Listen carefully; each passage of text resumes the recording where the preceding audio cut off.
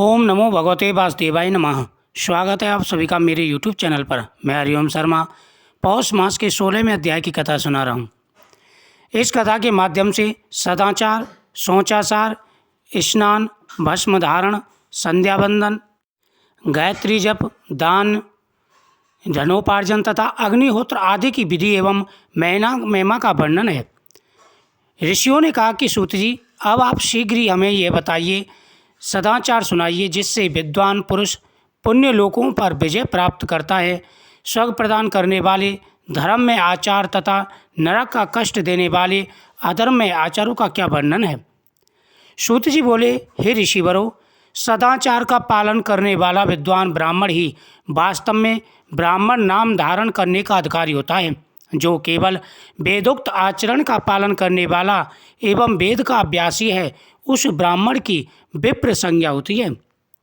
सदाचार, वेदाचार तथा विद्या, इनमें से एक एक गुण से ही युक्त होने पर उसे द्विज कहते हैं, जिसमें स्वरूप मात्रा से ही आचार का पालन देखा जाता है, जिसने वेदाध्ययन भी बहुत कम किया है, तथा जो राजा का सेवक, पुरोहित, मंत्री आदि है, उसे क्षत्रिय ब्राह्मण कहते हैं। जो ब्राह्मण कृषि तथा वाणिज्य कर्म करने वाला है और जो कुछ ब्राह्मणोचित आचार का भी पालन करता है, वह वैश्य ब्राह्मण है, तथा जो स्वयं ही खेत जोतता हल चलाता है, उसे शूद्र ब्राह्मण कहा जाता है।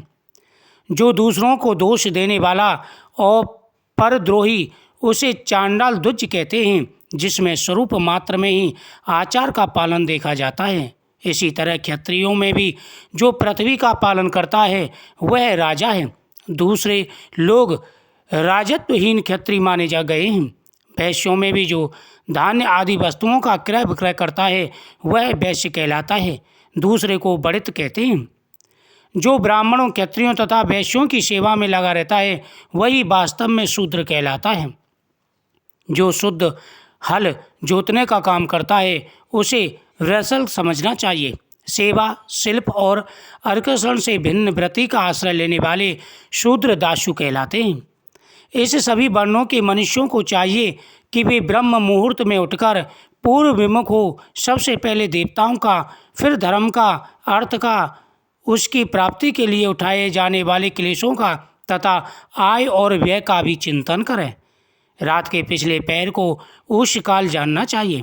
उस अंतिम पैर का जो आधा या मध्य भाग है, उसे संधि कहते हैं। उस संधि काल में उठकर ध्वज को मलमूत्र आदि का त्याग करना चाहिए। घर से दूर जाकर बाहर से अपने शरीर को ढके रखकर दिन में उत्तराभिमुख बैठकर मलमूत्र का त्याग करें। यदि उत्तराभिमुख बैठने में कोई रुकावट हो तो दूसरी दिशा की ओर मुख करके बैठें। जल, अग्नि, ब्राह्मण आदि तथा देवताओं का सामना बचाकर बैठे।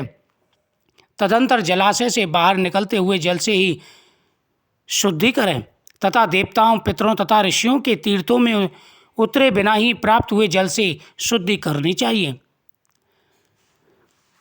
7, 5 या 3 बार मिट्टी लगाकर शरीर को धोना चाहिए। जो व्यक्ति इस प्रकार से स्नान करते हैं, उन्हें हर प्रकार का सुख और वैभव प्राप्त होता है। जिस किसी वृक्ष के पत्ते अथवा उसके पतले काष्ठ से जल के बाहर तंतुअन करना चाहिए, उस समय तर्जनी अंगुलियों का उपयोग न करें। यह दंत शुद्धि का विधान बताया गया है। तदंतर जल संबंधी देवताओं को नमस्कार करके मंत्र पाठ करते हुए जलाशय में स्नान करें। आप ओष्ठ इत्यादि मंत्रों से पाप शक्ति के लिए सिर पर जल छिड़के तथा यस्य क्षत्रा इस मंत्र को पढ़कर पैर पर जल छिड़के, इसे संधिपोक्षण कहते हैं। आप ओष्ठ इत्यादि मंत्र में 3 ऋचाएँ हैं और प्रत्येक ऋचा में गायत्री छंद के 3-3 चरण हैं। इनमें से प्रथम ऋचा के 3 चरणों का पाठ करते हुए क्रमशः पैर, मस्तक और हृदय में जल छिड़कें। दूसरी ऋचा के 3 चरणों को पढ़कर क्रमशः मस्तक, हृदय और पैर में जल छिड़कें तथा तीसरी ऋचा के 3 चरणों का पाठ करते हुए क्रमशः हृदय, पैर और मस्तक का जल से प्रोक्षण करें। इसे विद्वान पुरुष मंत्र स्नान कहते हैं। प्रातःकाल सूर्य माँ, मनुष्य इत्यादि सूर्य अनुवाद से तथा सायंकाल अग्निश्च माँ मनुष्य इत्यादि अग्नि संबंधी अनुयायिक से जल का आचमन करें। पुनः जल से अपने अंगों का प्रोक्षण करें। मध्यम काल में इस प्रकार से शुद्धि करें। आप है परंतु इस मंत्र से आचमन करके पूर्ववत प्रोक्षण या मार्जन करना चाहिए। प्रातःकाल की संध्योपासना में गायत्री मंत्र का जप करके 3 बार ऊपर की ओर सूर्य देव को अर्घ देने चाहिए। ब्राह्मणों मध्यम काल में गायत्री मंत्र के उच्चारण पूर्वक सूर्य को एक ही अर्घ देना चाहिए। फिर सायंकाल आने पर पश्चिम की ओर मुख करके बैठ जाए और प्रतिपरी सूर्य के लिए अर्घ दे। ऊपर की ओर नहीं, प्रातःकाल और मध्यम के समय अंजलि में सूर्य अर्घ जल लेकर अंगुलियों की ओर से सूर्य देव के लिए अर्घ दे। फिर अंगुलियों के चंद्र से ढलते हुए सूर्य को देखें तथा उनके लिए स्वतः प्रदक्षिण करके शुद्ध आचमन करें। सायंकाल में सूर्यास्त से 2 घड़ी पहले ही हुई संध्या निष्फल होती है, क्योंकि वह सायंकाल का समय नहीं है। ठीक समय पर संध्या करनी चाहिए, ऐसे शास्त्र की आज्ञा है।